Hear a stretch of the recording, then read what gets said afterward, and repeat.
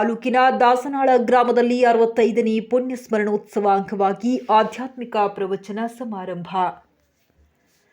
ಗಂಗಾವತಿ ತಾಲೂಕಿನ ದಾಸನಾಳ ಗ್ರಾಮದಲ್ಲಿ ಜರುಗುವ ಶ್ರೀಮದ್ ಜಗದ್ಗುರು ಪಂಚಪೀಠಾಧೀಶರಾದ ದಾಸನಾಳ ಹಿರೇಮಠದ ಪ್ರಥಮ ಪಟ್ಟಾಧ್ಯಕ್ಷರಾದ ಲಿಂಗೈಕ್ಯ ಶ್ರೀ ಶಬ್ರ 108 ಜಡಿಸಿದ್ದ ಶಿವಯೋಗಿ ಶಿವಾಚಾರ್ಯ ಸ್ವಾಮಿಗಳ 65ನೇ ಪುಣ್ಯ ಸ್ಮರಣೋತ್ಸವ ಅಂಗವಾಗಿ ನಾಡಿನ ಹರ ಗುರುಚರ ಮೂರ್ತಿಗಳ ಸಮ್ಮುಖದಲ್ಲಿ ಆಧ್ಯಾತ್ಮಿಕ ಪ್ರವಚನ ಸಮಾರಂಭ ಜರುಗಲಿದೆ. ಈ ಕಾರ್ಯಕ್ರಮವು ದಿನಾಂಕ 19-12-2024 ಗುರುವಾರದಂದು ಆರಂಭವಾಗಿ 23-12-2024 ಸೋಮವಾರ ದವರೆಗೆ ಹಮ್ಮಿಕೊಳ್ಳಲಾಗಿದೆ ಹಾಗೂ 19-12-2024 ರಂದು ಸಮಯ 5:30ಕ್ಕೆ ಶ್ರೀ ಜಗದ್ಗುರು ಪಂಚಾಚಾರ್ಯ ಧ್ವಜಾರೋಹಣ ಮತ್ತು ಪ್ರತಿದಿನ ಸಂಜೆ 6 ಗಂಟೆಯಿಂದ 8 ಗಂಟೆಯವರೆಗೆ ಆಧ್ಯಾತ್ಮಿಕ ಪ್ರವಚನ ಜರುಗಲಿದೆ.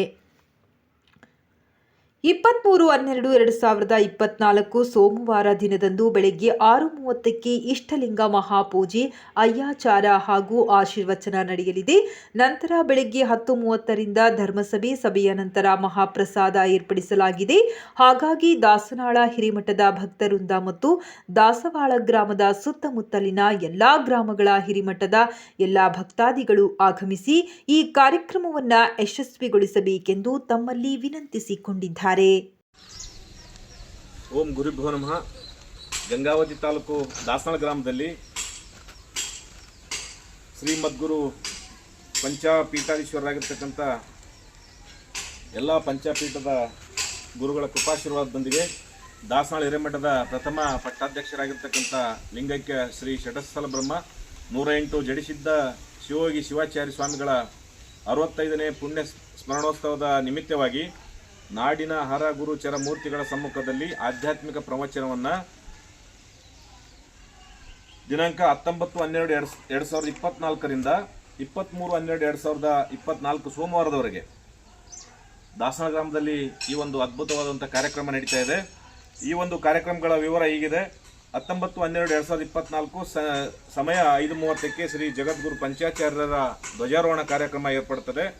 ಪ್ರತಿದಿನ 6 ಗಂಟೆಯಿಂದ 8 ಗಂಟೆವರೆಗೆ ಆಧ್ಯಾತ್ಮಿಕ ಪ್ರವಚನ ಇರುತ್ತದೆ.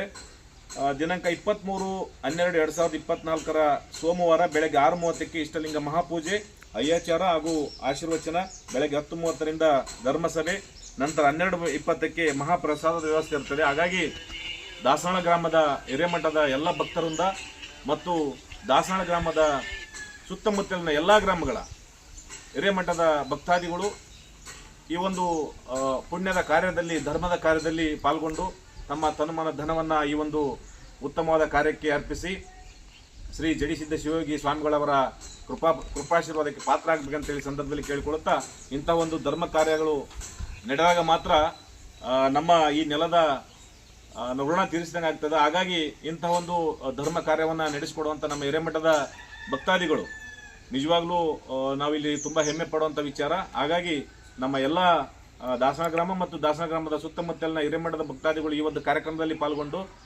ಪುನೀತರಾಗಬೇಕಂತೇಳಿ ಸಂದರ್ಭದಲ್ಲಿ ನಾನು ವಿನಂತಿಯನ್ನು ಮಾಡಿಕೊಳ್ತಾ ಇದ್ದೀನಿ.